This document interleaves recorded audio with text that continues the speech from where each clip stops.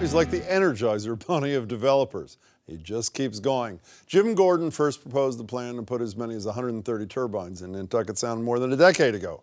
But since then, a slew of lawsuits slowed things to a crawl, and many thought the final blow came this past January, when Cape Wind missed the deadline to secure certain financing and start construction, and two utilities that agreed to buy 3/4 of the power from the farm terminated their contracts. In the meantime, some other wind developers, including the world's leader, have entered the scene. Jim Gordon, founder and president of Energy Management, Inc., and the man behind Cape Wind, joins me to talk wind. Jim, it's good to see you again. So Mark Twain emailed me today, and he asked me to ask you this question. Are the reports of Cape Wind's death greatly exaggerated or not? They are greatly exaggerated, Really? Even after Jim. this January thing, when Eversource and whatever the other one is, Absolutely. National Grid ended their contracts? Well, what's going on? Well, we've been working away. We have 2 lawsuits left. We've won 26 lawsuits. Unfortunately, over 14 years, we've had to deal with that litigation from basically one party. And the project is, we expect to have oral arguments before the end of the year, before the Columbia Court of Appeals. And we have one case with the SJC. We've won every single case. But you don't have your clients, you don't have your buyers. And in January, I read you were quoted as saying, we're going to get them back, we're going to sit down and negotiate. It's now October, November, they're not back, right? Well, what's happening, Jim, is there's an energy bill going through now, which is being worked on, where there is trying to get a diversified portfolio of renewable energy and a carve-out for offshore wind. So, and that's why you see a number of these companies here coming in trying to develop offshore wind farms. Well, speaking of a number of companies, the highest profile one, this Danish company, was it called Dong Energy, D-O-N-G, that sort of thing. I mean, as unfair as it may seem for the guy who was there first, and you were by a long shot, haven't they passed you by? I mean, two of the things that I think you struggled with, larger, more powerful turbines, they've got them. They're further out, so they don't have to deal with what you had to deal with, which is it destroys the landscape from those on the shore.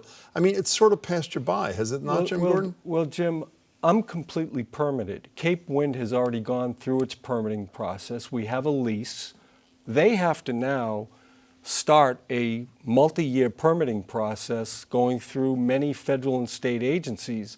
And I hope they make it because, and I'm glad that they're here because we were a lonely voice in the wilderness for many years extolling the benefits of what offshore wind could do for the Commonwealth but how can you be happy? Because you rarely are willing to say this. I assume your frustration level with politicians that talked a great game about wind power and then said, but just not this one in my backyard. I mean, obviously Ted Kennedy was a big supporter of wind power, a big opponent of Cape Wind. If they're bigger, they're farther out, they have deeper pockets in deeper water than you do, how are you going to be able to compete with something like this? Because I have the optimal site, Jim. My foundations are going to weigh 1/3 of what those foundations are. My cables are going to be 2/3 the length.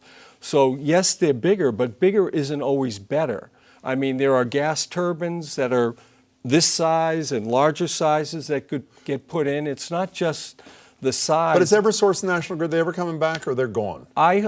Look. Do you have any indication from them that assuming you win the rest of your lawsuits, they're willing to sit down and renegotiate those contracts? I believe, with the renewable energy credits, with the price of energy, with the fact that we're providing a bundled price, I believe that we can provide a competitive price in this new RFP that's coming out. But you have no indication from them. That's just your projection about your ability to market this thing. What's the future of wind in this? It's been a long, long time.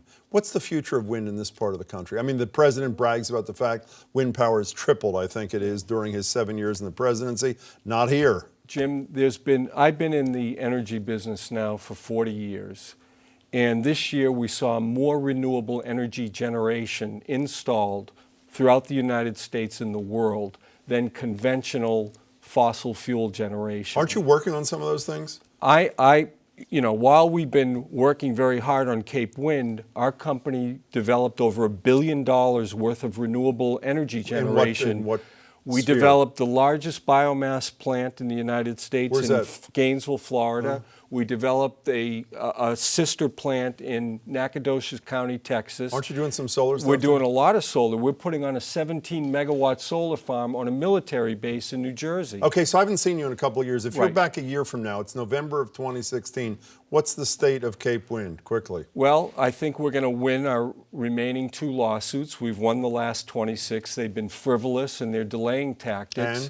And I think we'll have a fully permitted offshore wind farm. And I think in this environment where people are concerned about climate change and their health, they want renewable energy. That's the shift. Jim Gordon says it. We Thank shall you. see. Jim Thank you, Gordon, Jim. pleasure to see you.